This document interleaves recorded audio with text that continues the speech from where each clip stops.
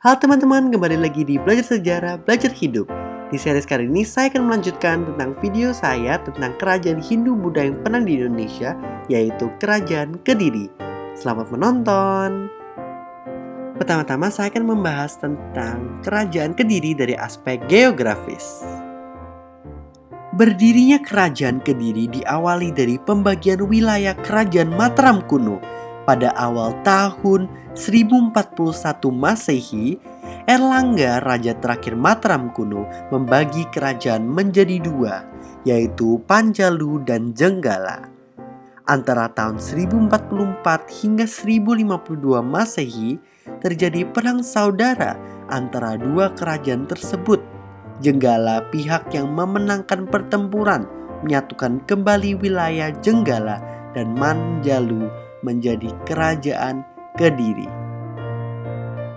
Kerajaan Kediri dari aspek ekonomi. Apa kalian tahu bahwa perekonomian Kerajaan Kediri bergantung pada satu hal, yaitu pada hasil pertanian? Hal tersebut dibuktikan dengan adanya sistem pengelolaan air. Selain untuk mengairi lahan pertanian, sistem pengelolaan air ini digunakan untuk transportasi. Dapat diperkirakan masyarakat Kediri mengangkut hasil alam melalui sungai.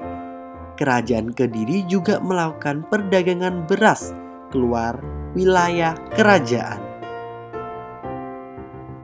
Setelah kita membahas Kerajaan Kediri dari aspek geografis hingga ekonomi, saatnya saya akan membahas tentang Kerajaan Kediri dari aspek sosial.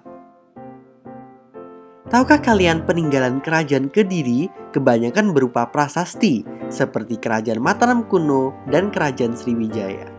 Antara lainnya adalah prasasti Patlegan 1116, prasasti Panumbangan 1120, prasasti Geneng 1128, prasasti Tangkilan 1130, prasasti Talan 1146, dan prasasti Palah yang ditemukan di kompleks Candi Prambanan. Prasasti Patlegan berisi informasi bahwa Raja Kediri yang memerintah adalah Sri Maharaja Rakai Sirikan Sri Bameshwara. Prasasti Talan berisi informasi tentang pemindahan Prasasti Ripta 1039 menjadi Prasasti Linggapola. Prasasti Hentang 1135 yang bertuliskan Pangjalu Jayati yang berarti Pangjalu menang, memberikan informasi tentang kemenangan Jayabaya dalam berperang. Setelah kita membahas Kerajaan Kediri dari aspek geografis, ekonomi, hingga sosial, saatnya saya membahas Kerajaan Kediri dari aspek politik. Erlangga, raja terakhir Mataram kuno, hendak mengundurkan diri dan menyerahkan kekuasaannya kepada putri sulungnya, Sanggra Mawijaya. Namun Sanggra Mawijaya lebih memilih untuk menjadi pendeta wanita agama Hindu sehingga menolak untuk memegang kekuasaannya.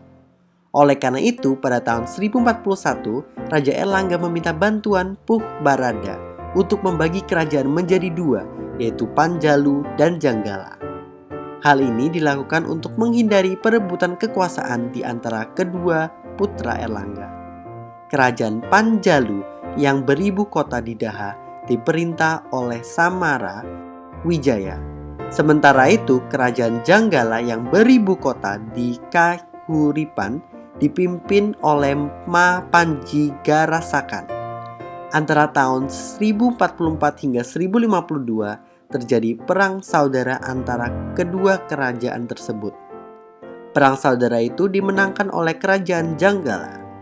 Setelah itu di bawah kekuasaan Jayaswera, Kerajaan Panjalu dan Jenggala berhasil dipersatukan menjadi Kerajaan Kediri.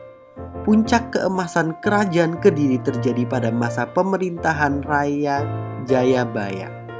Ia adalah seorang raja yang bijaksana sekaligus seorang pujaga yang ternama. Karyanya yang sangat dikenal adalah Jangka Ramalan Jayabaya. Raja terakhir Kediri adalah Raja Kertajaya. Ia menjadi raja terakhir setelah dikalahkan oleh Ken Arok dari Tumapel dalam sebuah pertempuran pada tahun 1222.